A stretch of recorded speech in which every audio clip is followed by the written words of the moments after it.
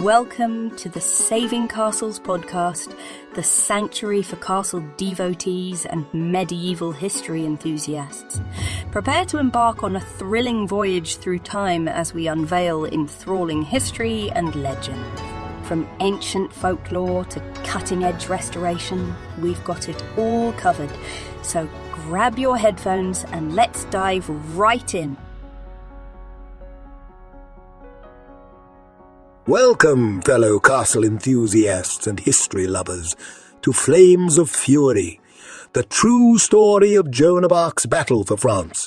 In this episode, we delve into the epic saga of a young peasant girl whose divine visions and indomitable spirit shaped the destiny of a nation and altered the course of history. In the heart of the 100 Years' War, a conflict that tore apart the very fabric of medieval Europe, a beacon of hope emerged from the most unlikely of places.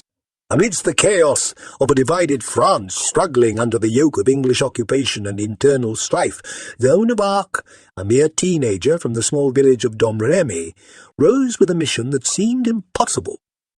Her story begins in a France ravaged by war, famine, and political turmoil.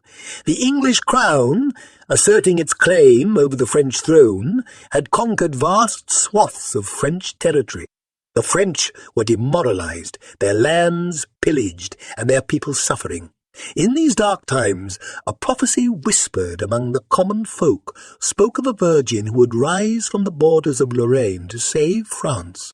And in this setting, Joan's extraordinary tale unfolds. Born to a peasant family, Joan's early life was humble yet steeped in the devoutness and simplicity of rural life. Her days were marked by the rhythms of farming and the piety of her community. However, her destiny was to be far from ordinary. At a young age, Joan experienced visions of saints and divine messages, compelling her to undertake a monumental task: to drive out the English and bring Charles VII, the disinherited Dauphin of France, to Rheims for his coronation. Imagine the audacity of such a claim from a young, illiterate peasant girl in a deeply patriarchal and feudal society. Yet Joan's conviction was unshakable. Driven by her unyielding faith and belief in her divine mission, she embarked on a perilous journey to Chinon, the court of Charles VII. The roads were fraught with danger, bandits and English allies, yet Joan's determination never wavered.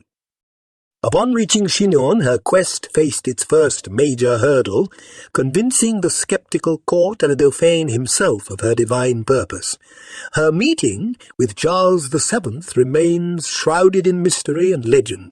It's said that she identified the Dauphin, disguised among his courtiers, with divine guidance. Her words and presence, imbued with an inexplicable authority, swayed the initially incredulous Charles and his advisers. From there, Joan's journey took her to the besieged city of Orléans, a pivotal moment in the war. The English had the city under a tight siege, and its fall seemed inevitable. Joan's arrival was a turning point. Her energy, her unwavering faith, and her rallying cries breathed new life into the beleaguered French forces. Under her guidance, the tide of the siege turned, and the English were driven back in what would be remembered as a miraculous victory. But Joan's story is not just a tale of military triumphs. It's a saga woven with the threads of faith, courage, and the human spirit's resilience against insurmountable odds. A journey from a simple village girl to a commander leading armies to victory captivated not just her contemporaries, but generations to come. Her life, her trials, and her fiery end at the stake in Rouen at the tender age of 19 have etched her into the annals of history as a symbol of bravery, faith, and the fight for justice. As we embark on this narrative journey, exploring each facet of Joan's life and legacy, we invite you to immerse yourself in the world of medieval France. Picture the towering castles, the clashing of swords, the fervent prayers in shadowed chapels, and the fiery spirit of a young girl who dared to challenge the might of empires and change the course of history. Join us in unraveling the layers of myth and truth, in understanding the enduring allure of Joan's story. In the lush, verdant valleys of northeastern France, amidst the rustic charm of the village of Domremy, a story began to unfold, a tale that would kindle a fire across a war-torn nation. This is the story of Joan of Arc, a young girl whose destiny was entwined with the fate of France during the darkest days of the 100 Years' War. Born around 1412 to Jacques d'Arc and Isabelle Romé, Joan's early life was shaped by the rhythms of rural existence and the deep currents of faith that ran through her community. The world outside her village was in turmoil. France, a land once proud and powerful, was now fractured and bleeding, its northern territories under English control. The crown of France was contested, with the English claiming it for their own and the French Dauphin, Charles VII, struggling to assert his rightful claim. Against this backdrop of conflict and despair, Joan grew up in a world where the divine and the mundane intertwined. Her life in Domremy was simple yet profound, marked by the labours of the field and the rituals of the church. She was known to be pious, spending hours in prayer, her heart and mind steeped in the stories of saints and martyrs. Then, in her 13th year, something extraordinary occurred. Joan began to experience visions. These were not the idle daydreams of a village maiden, but vivid, powerful encounters with St. Michael, St. Catherine, and St. Margaret. These heavenly messengers bore a daunting command. Joan was to be the saviour of France, the instrument through which the English would be expelled and the Dauphin crowned king. Imagine the weight of such a destiny upon the shoulders of a young peasant girl.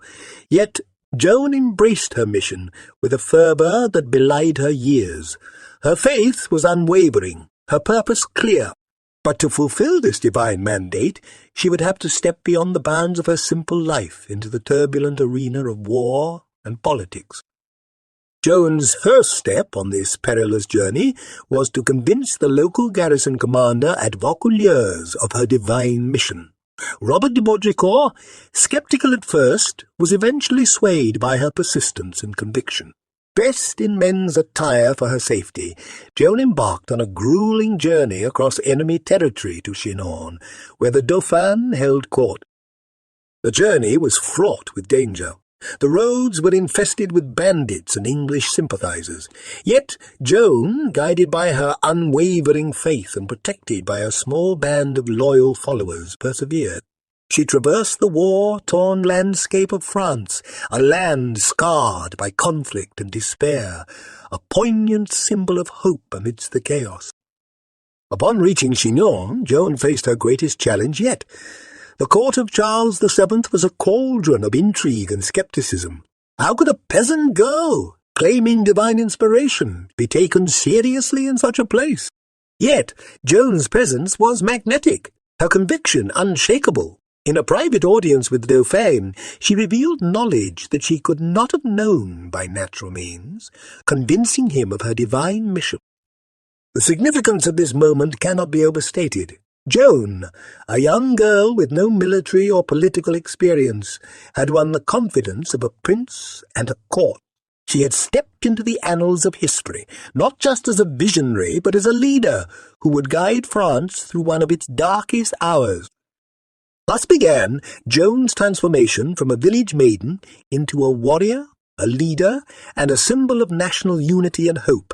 Her journey would be arduous, her trials many, but her resolve would ignite a flame that would burn brightly in the annals of history.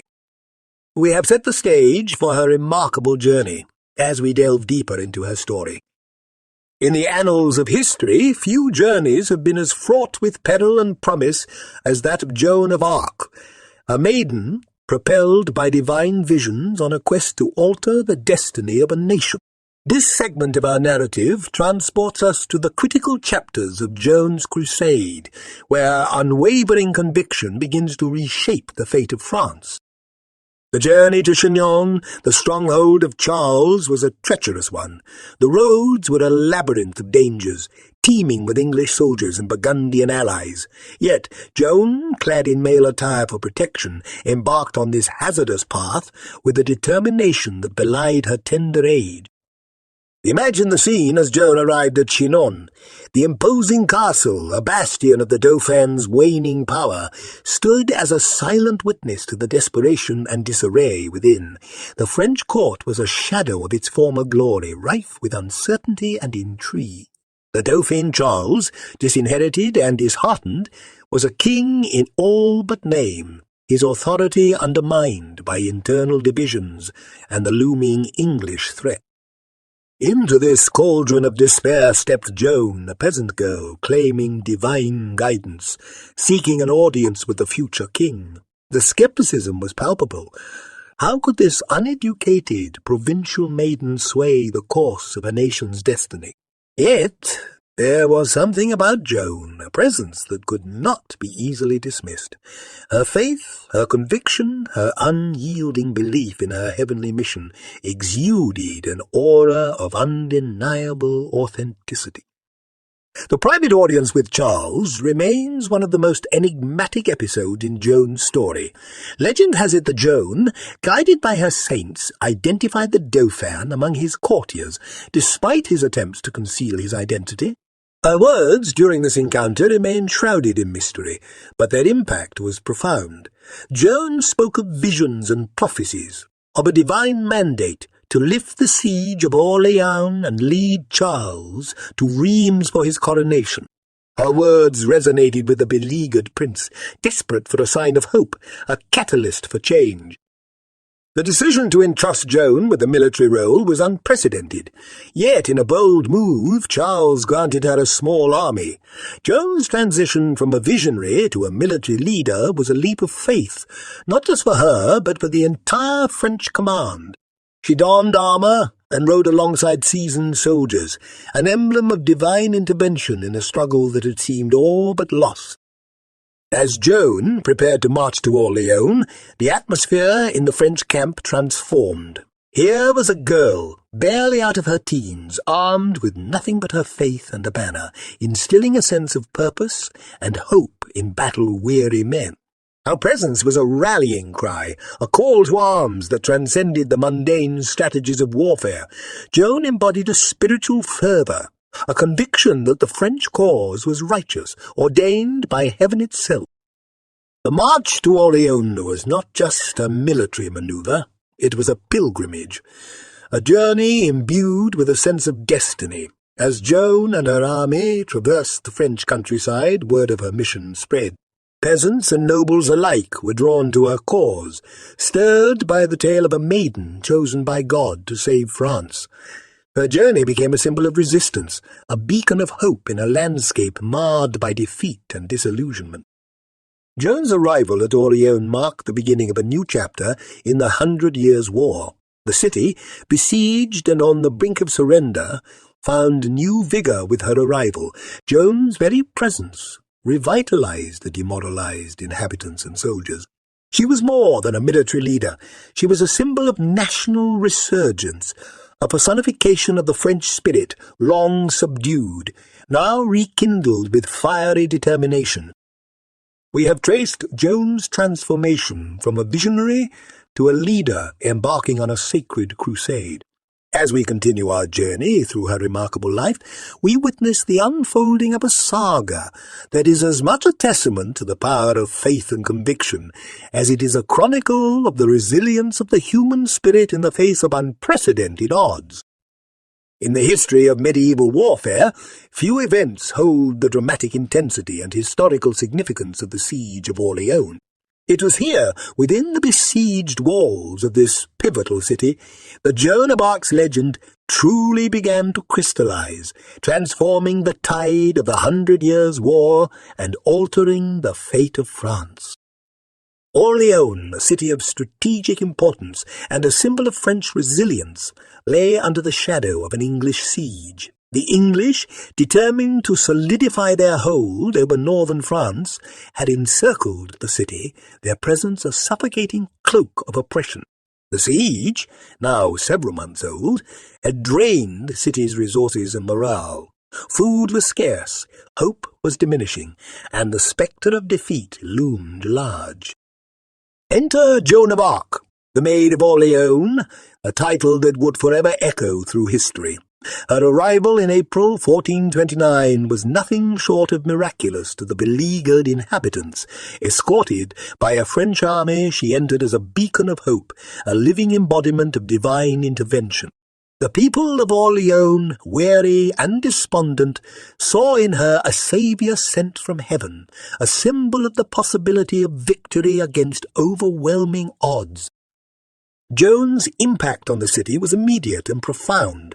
Her presence revitalized the French forces, infusing them with renewed vigor and purpose. She brought not just strategic guidance, but a spiritual uplift that transcended the mere mechanics of warfare. Joan's conviction that she was divinely appointed to lift the siege galvanized the troops and the populace alike, transforming despair into determination. Under her leadership, the dynamics of the siege began to shift. Joan advocated for aggressive tactics, urging the French to take the fight to the English. Her strategy was a departure from the cautious approach that had hitherto characterized the French command. With Joan at the forefront, the French launched a series of daring assaults on the English fortifications. Each skirmish and battle that Joan led was infused with her unyielding spirit. She wielded her banner more than her sword, a symbolic presence in the heat of battle, inspiring her troops with her courage and unshakable faith. The English, who had viewed the siege as a mere stepping stone to conquering France, found themselves contending with an adversary unlike any they had faced before, a young woman driven by a prophetic mission, commanding an army with a newfound zeal. The turning point came with a bold attack on the English fortifications at Tourelles, the key to lifting the siege. Joan, despite being wounded, was undeterred. Her resolve in the face of injury only bolstered the morale of her troops, who saw in her suffering a shared burden, a unifying call to arms. The French forces, spurred by Joan's indomitable will, surged forward, breaking through the English defences in a decisive, hard-fought victory. The lifting of the siege was a momentous event. It was not just a military triumph. It was a symbolic victory that reverberated throughout France. The siege of Orléans would come to be seen as the turning point of the 100 Years' War, the moment when the tide began to turn in favour of the French. Joan of Arc, once a mere peasant girl, had become the harbinger of this historic shift. In the wake of the siege, Joan's fame spread far and wide. She became a figure of legend, her name a rallying cry for the French cause. Her remarkable leadership at Orléans had not only lifted the physical siege of the city, but had also broken the psychological shackles of defeatism that had plagued the French. She had rekindled the flames of national pride and identity, setting the stage for further victories and the eventual coronation of Charles VII. We have explored the pivotal role Joan of Arc played in the siege of Orléans, a chapter in her life that stands as a testament to her extraordinary leadership and the transformative power of faith and conviction.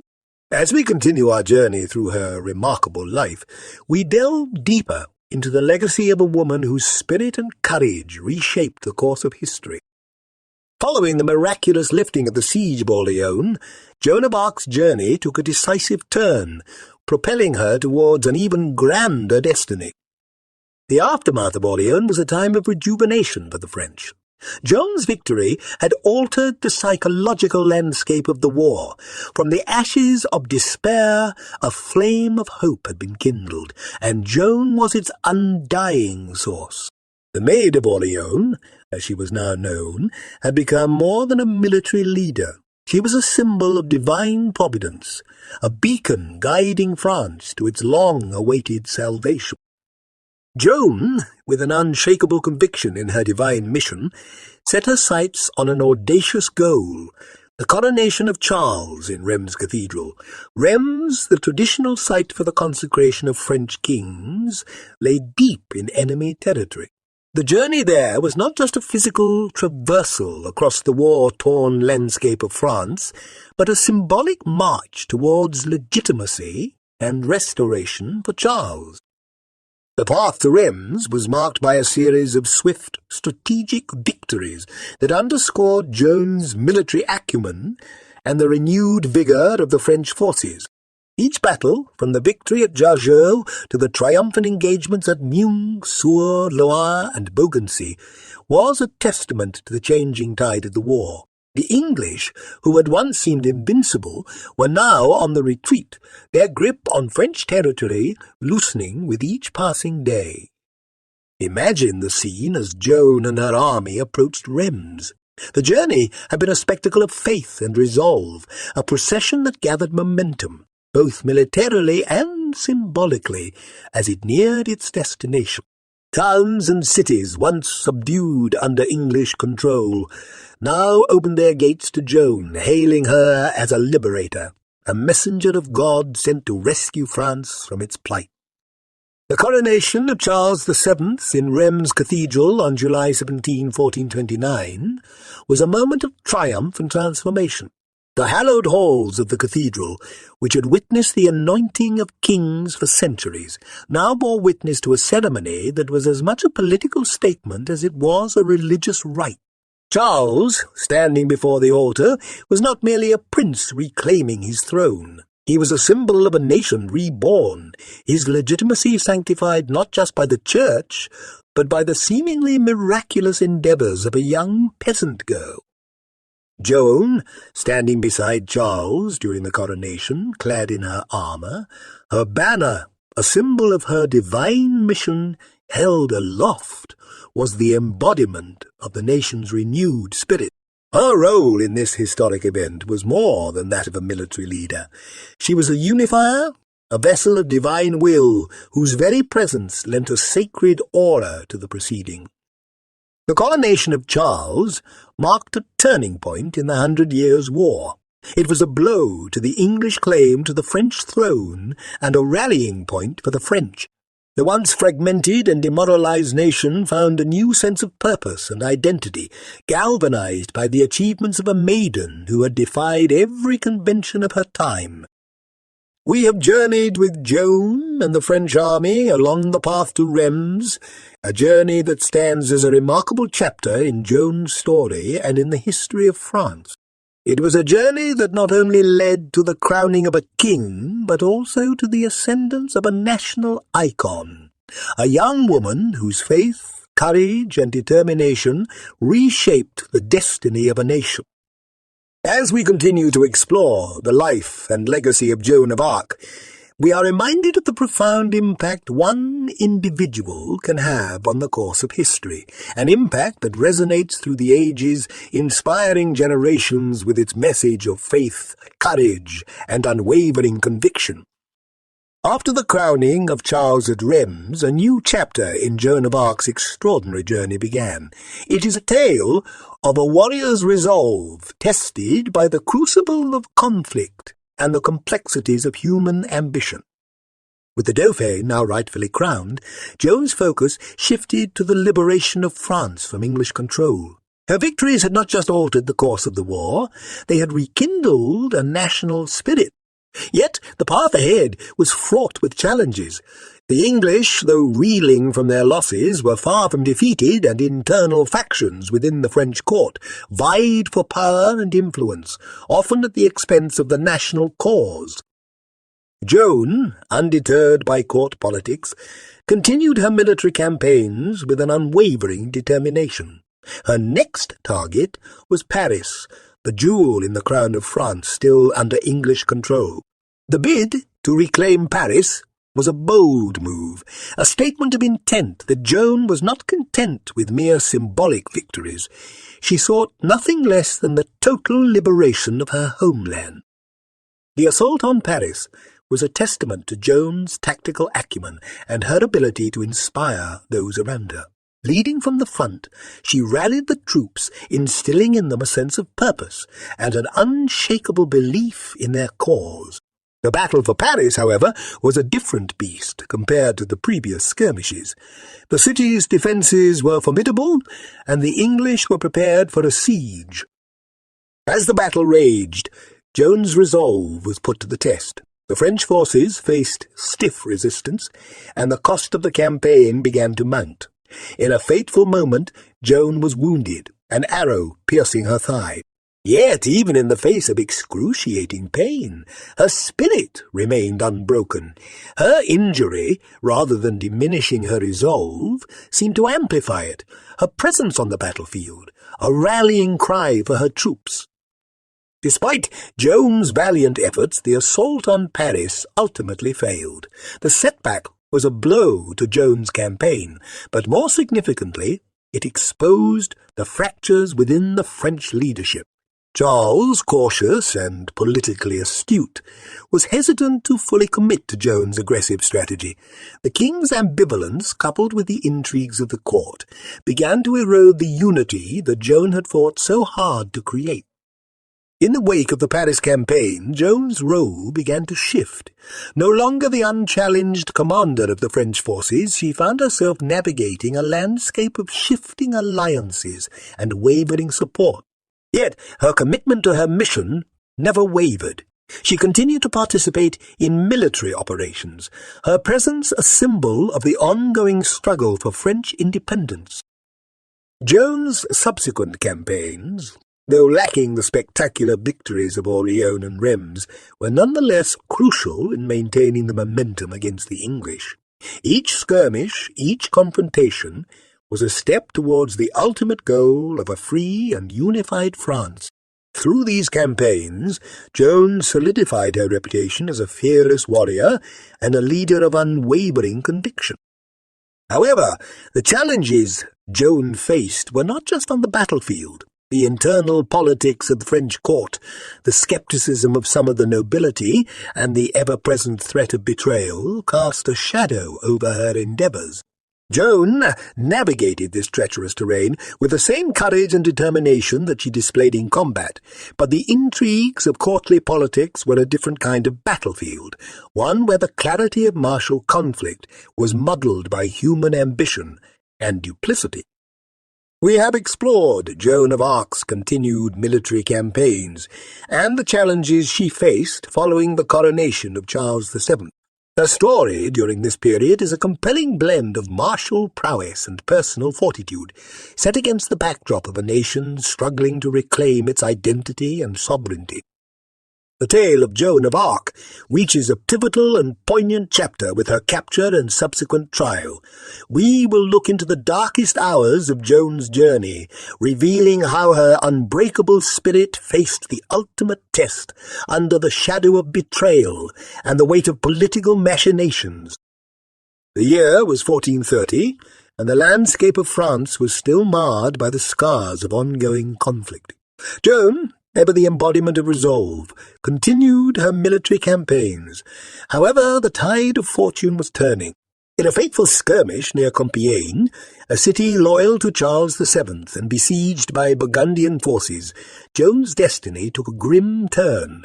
Amidst the chaos of battle, in a moment laden with foreboding, Joan was captured by the Burgundians, allies of the English. Imagine the scene of her capture: the clash of steel, the cries of warriors, and amidst it all Joan, fighting valiantly, is ensnared by enemy hands. The news of her capture sent shockwaves through France. To the French, Joan was more than a military leader. She was a symbol of hope, a beacon of divine favour. To the English and their allies, her capture was a significant victory, a chance to extinguish the flame she had ignited across France. Joan's imprisonment marked the beginning of a harrowing ordeal that would test her strength and faith like never before. The Burgundians, recognizing her value, held her for ransom, a common practice in the chivalric warfare of the era. Astonishingly, Charles, the king Joan had fought so tirelessly to crown, made no significant effort to secure her release. This inaction remains one of the most controversial aspects of Joan's story, a stark reminder of the ephemeral nature of political loyalty. After months of captivity, Joan was handed over to the English, who were intent on destroying her reputation and, by extension, undermining the legitimacy of Charles's coronation, which they deemed a farce orchestrated by a heretic. Thus began the trial of Joan of Arc, not merely a judicial proceeding, but a carefully orchestrated spectacle aimed at discrediting her and, by extension, the cause she championed. The trial, held in Rouen, was a travesty of justice, a confluence of religious dogma and political expediency. The court was stacked with pro-English clergy, men who saw Joan not as a divinely inspired warrior, but as a threat to the established order. The charges against her were numerous, ranging from heresy and witchcraft to cross-dressing, a transgression against the Church's strictures. Throughout her trial, Joan faced her accusers with a courage and composure that belied her years. She was isolated, threatened, and subjected to intense interrogation, yet her faith remained unshaken. Her responses, often astute and imbued with a simple yet profound wisdom, frustrated her inquisitors, who expected a peasant girl to be easily outwitted. The trial was as much a battle of wits as it was a legal proceeding. Joan's inquisitors sought to trap her with complex theological questions, hoping to force a confession or a statement of guilt. But Joan, guided by her unwavering faith and a keen sense of her destiny, navigated these treacherous waters with an aplomb that frustrated her captors. Despite the irregularities of the trial and the evident bias of the court, the outcome was a foregone conclusion. Joan was found guilty of heresy. The sentence was severe and final, death by burning at the stake. The execution, set for May 30, 1431, was to be a public spectacle, a grim demonstration of the consequences of defying the established order. The day of her execution, Joan was led to the stake in the old marketplace of Rouen. The scene was macabre, a tragic tableau of human cruelty and fanaticism. As the flames rose around her, Joan's final moments were a testament to the strength of her character and the depth of her faith. Her last words, a fervent invocation of the saints and a poignant expression of her devotion to God, echoed in the hushed air, a haunting reminder of the human capacity for both greatness and inhumanity. We have traced the harrowing end of Joan of Arc's earthly journey from her capture to her trial and execution.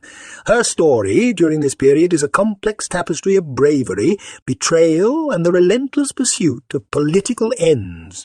Yet, amidst the darkness of her final days, Joan's spirit shone with an undiminished light, a beacon that would continue to illuminate the pages of history long after the flames that consumed her had turned to ashes.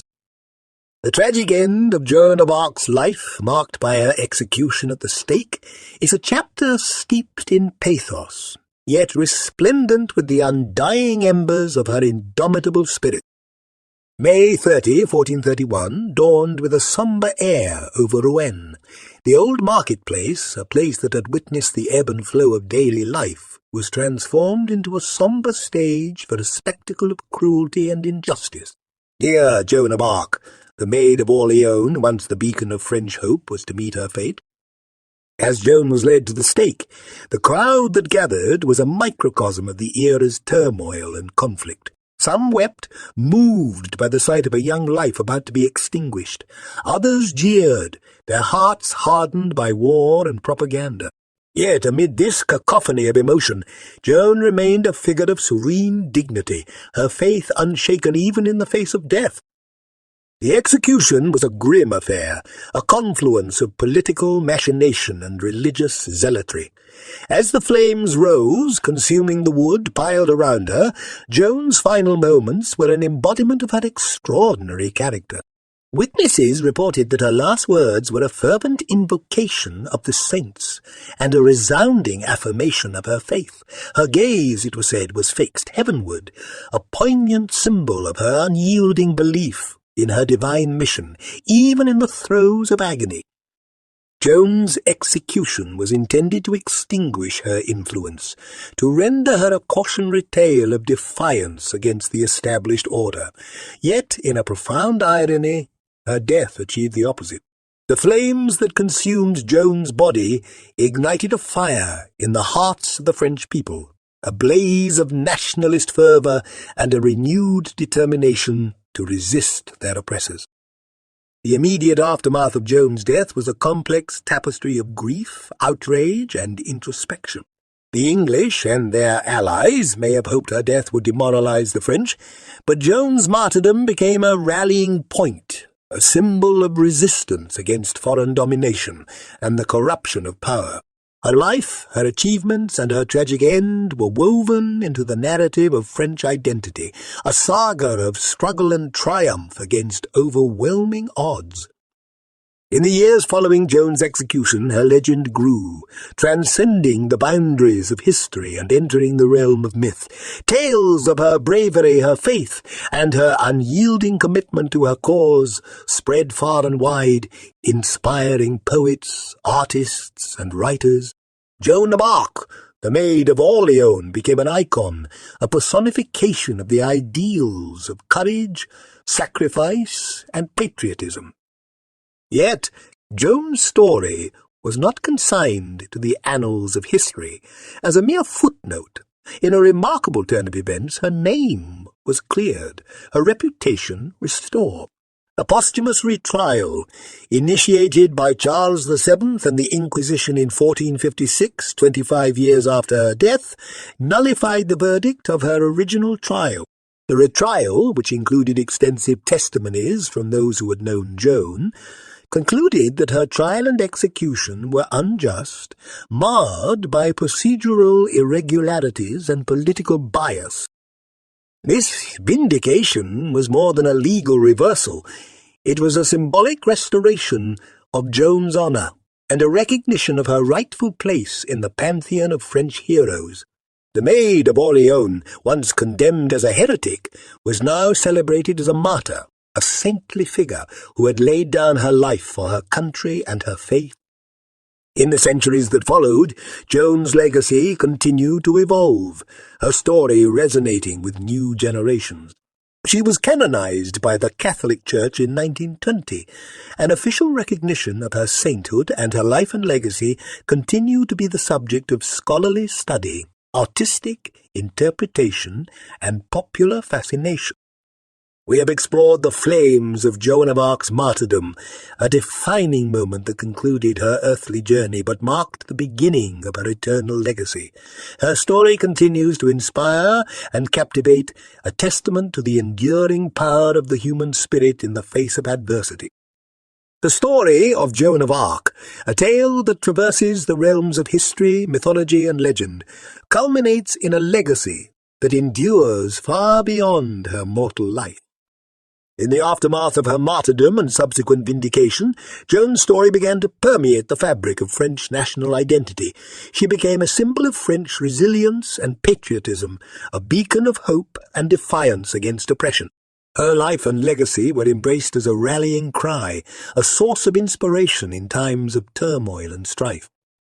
Joan's canonization in 1920 by Pope Benedict XV marked a significant milestone in her posthumous journey. It was an acknowledgement of her sanctity, her enduring spiritual significance, and the miraculous nature of her achievements. Joan of Arc, once vilified and executed as a heretic, was now revered as a saint, a transformation that speaks volumes about her enduring impact and the evolving perceptions of her life and mission. The cultural legacy of Joan of Arc is as vast as it is profound. She has been immortalized in countless works of art, literature, and music, each interpretation a reflection of the era in which it was created and a testament to her timeless appeal. From the plays of Shakespeare and Schiller to the paintings of Ingres and Bastien Lepage, from the compositions of Tchaikovsky and Verdi to the films of Dreyer and Besson, Joan has been depicted in myriad ways, each portrayal offering a unique lens through which to view her extraordinary story. In literature, Joan's life has been the subject of numerous works, each exploring different facets of her character and journey. She has been portrayed as a national hero, a religious martyr, a symbol of female empowerment, and a tragic figure caught in the machinations of power. These narratives, while diverse in their perspectives, all underscore the complexity and richness of her story. The artistic depictions of Joan are equally varied and impactful. Each painting, sculpture, and fresco capturing her likeness offers a window into the era's cultural and social values and the enduring fascination with her character. Joan's influence extends beyond the realms of art and literature. She has become an integral part of French national consciousness. Her image and story have been invoked in times of national crisis, serving as a symbol of unity and resistance. During World War I and II, Joan's legacy was evoked to rally the French people. Her story, a reminder of the resilience and courage required to overcome adversity. Furthermore, Joan's legacy has been instrumental in discussions and representations of female leadership and empowerment. Her life challenges traditional narratives of gender roles, particularly in the context of the Middle Ages. As a young woman leading men into battle and making her mark in the predominantly male domains of politics and war, Joan stands as an early and powerful example of breaking gender barriers.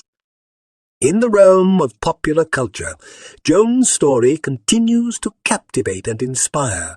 She is a figure featured in films, television shows, books, and even video games, each adaptation introducing her story to new audiences and ensuring her legacy endures in the modern imagination. The enduring fascination with Joan of Arc lies not just in the events of her life, but in what she represents. The power of faith, the courage to challenge the status quo, and the indomitable spirit of resistance against overwhelming odds. Her story is a tapestry woven from threads of history, myth, and legend, a narrative that transcends time and continues to resonate with each new generation.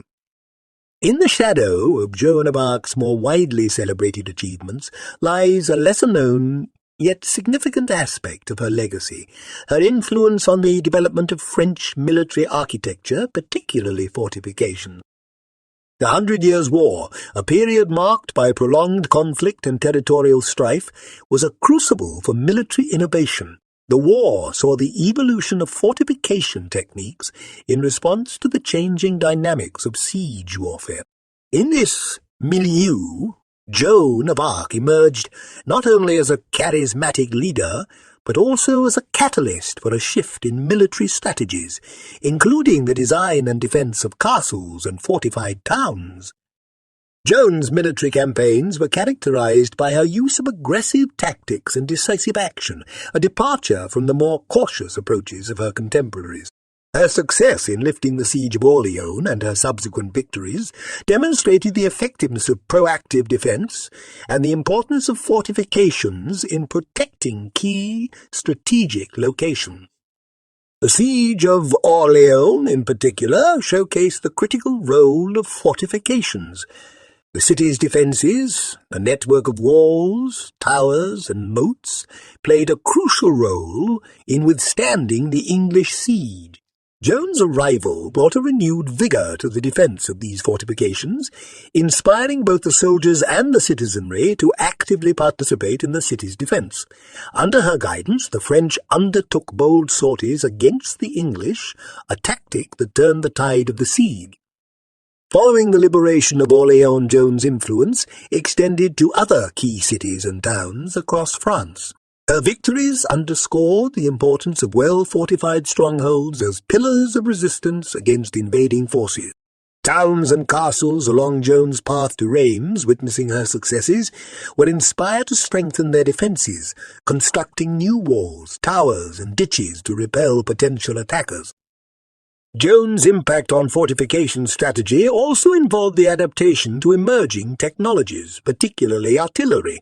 The advent of gunpowder and cannons changed the face of siege warfare, making traditional castle designs vulnerable. Joan's campaigns coincided with this shift, and her experiences influenced the French approach to fortification, emphasizing thicker walls, lower profiles, and angled bastions to better withstand cannon fire. Moreover, Joan's legacy in the realm of fortifications is also evident in the way she galvanized the population in defense of their towns and cities. Her ability to inspire and mobilize the populace was crucial in the rapid construction and reinforcement of defenses, turning urban centers into bastions of resistance. This aspect of her influence speaks to her exceptional leadership and the deep connection she forged with the people she sought to liberate. In the years following Joan's death, the principles that had emerged during her campaigns continued to influence French military architecture. The lessons learned from the sieges and battles in which she participated were integrated into the design of new fortifications and the upgrading of existing ones. Castles and fortified towns that had once symbolized feudal power were transformed into modern bastions capable of withstanding the evolving threats of warfare.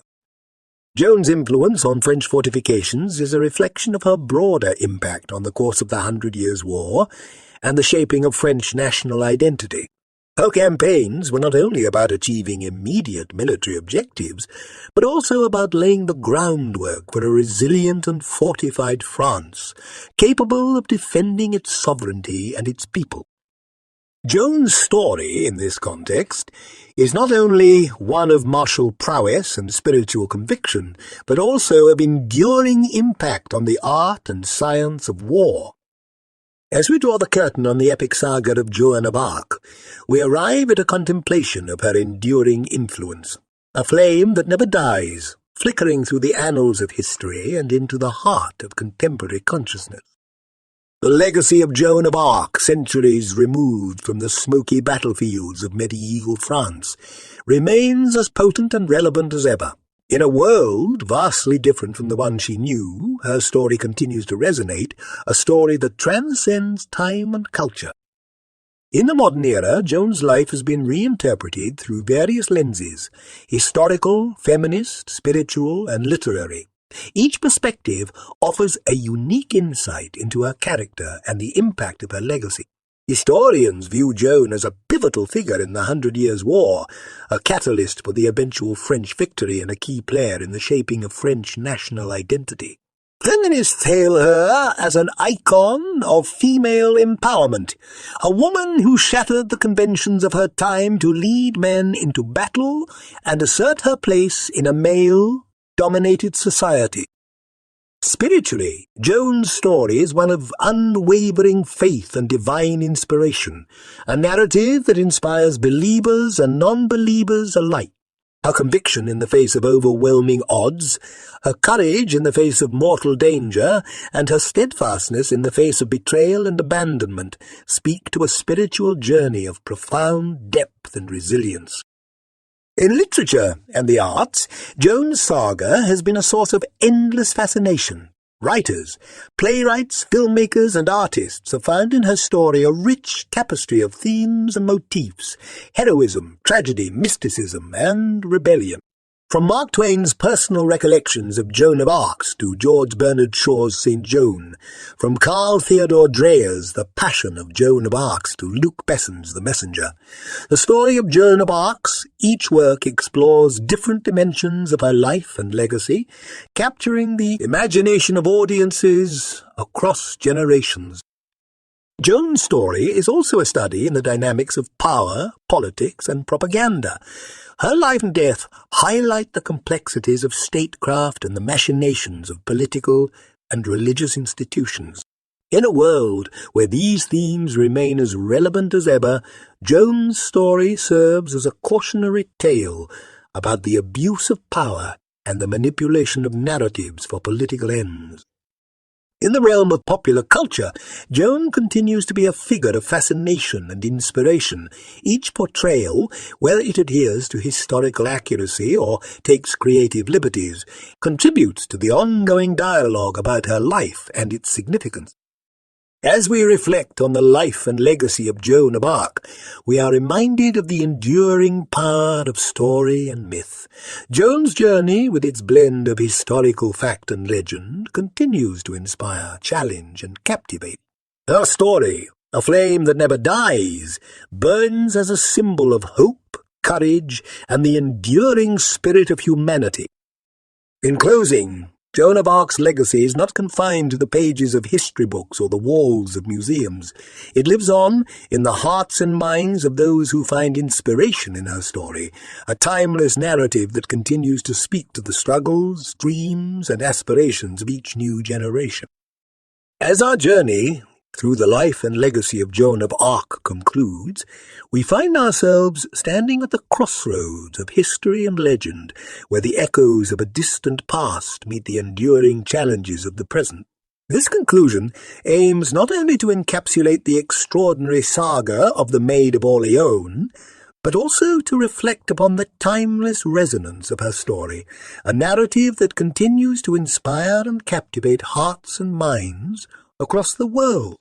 Joan of Arc, a figure who emerged from the humblest of beginnings in a small village in medieval France, rose to become a pivotal figure in the tumultuous history of the 100 Years' War. Joan stands as a symbol of national unity and pride for France, her life and legacy inextricably linked to the formation of French national identity. Joan's story is a reminder of the impact one individual can have on the course of history, a testament to the power of conviction and the potential for extraordinary feats in the face of overwhelming odds. Beyond the confines of French history, Joan's legacy has reverberated through the centuries, touching diverse fields and disciplines.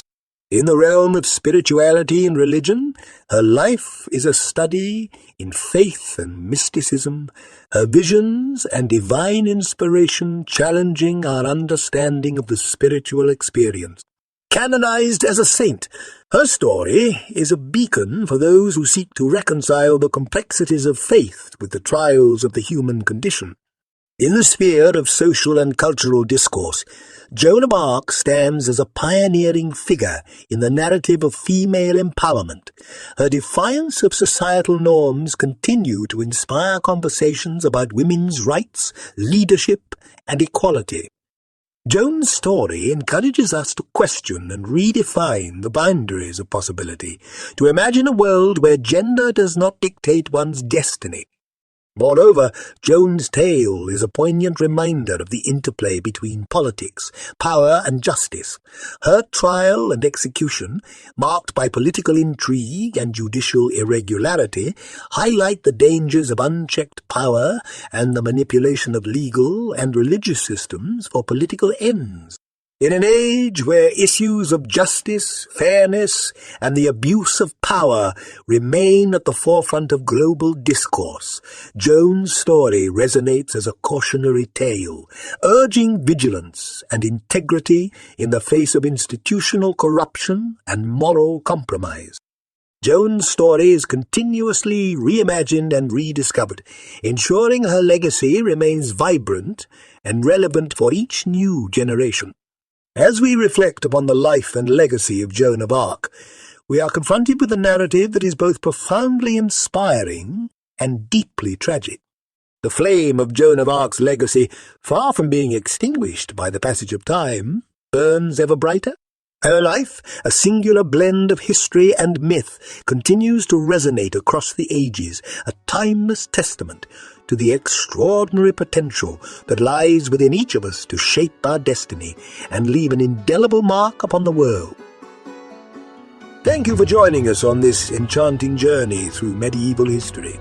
While our weekly episodes will continue to captivate your imagination, there's an exclusive treasure trove for subscribers, a secret vault of bonus episodes filled with extra tales and deep dives into the subjects we cover. Your curiosity fuels our mission, and we're truly thankful for your support. Until we meet again among stone walls and towering turrets, keep that torch of curiosity burning bright. Thank you for listening.